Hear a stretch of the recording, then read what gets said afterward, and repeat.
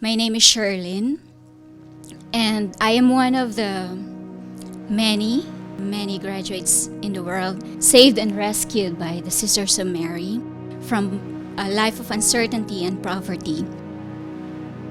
My family lived in one of the poorest towns in the Philippines, where the sisters found me one day in one of their recruitment efforts.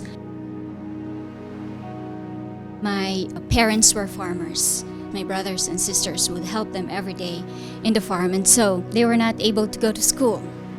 So as a little child, I dreamed of a better life for myself and for my family.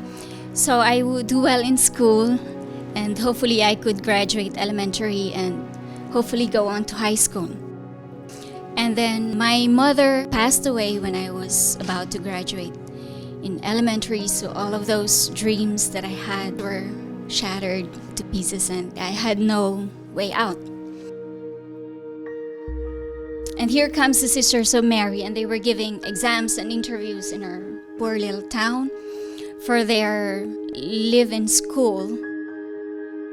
I was desperate to go out of that little town because I knew that if I stayed there, I would end up like the little girls of my age, marrying at a very young age and having many children and struggle through life. And so I will always be grateful to God for the day that the sisters accepted me to study at Girls Town.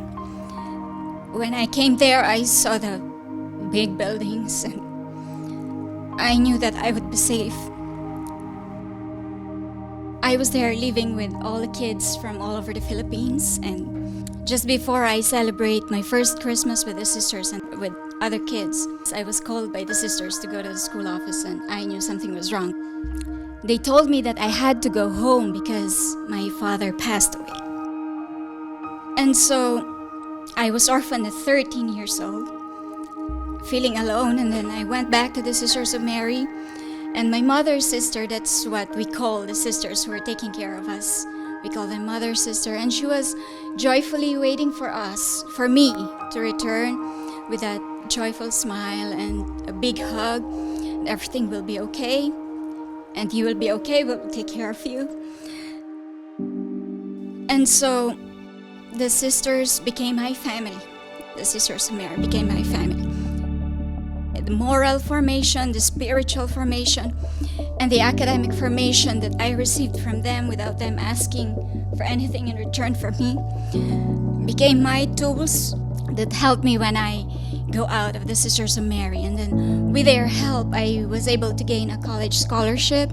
I got a degree in computer science and got several job opportunities after I graduated. But I have made a promise to God and to myself that if given that opportunity, in gratitude for everything that the sisters have done for me, I would go and offer myself to work for them. And I've been with the sisters for the past 17 years.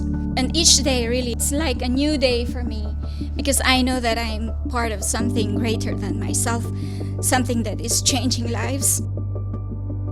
It's what inspires me and drives me every day to do my best in whatever I do for them. They have assigned me to do different jobs over the years, from office works to teaching to translation jobs, because working for them had given me the chance to learn several languages. Had I not been accepted as a little girl to the Sisters of Maria, my life would have been very different. This work will never be possible without the people that are continued to helping maintain the work and their mission. People who believe that this world can be a better place if we only educate today's youth in the way of God and heal their wounds.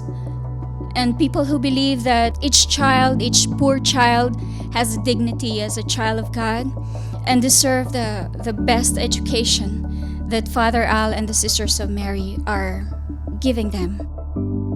If there's any good in the person that I am now, I am attributing all of that to the prayers and sacrifices and teachings of the sisters and Father Al.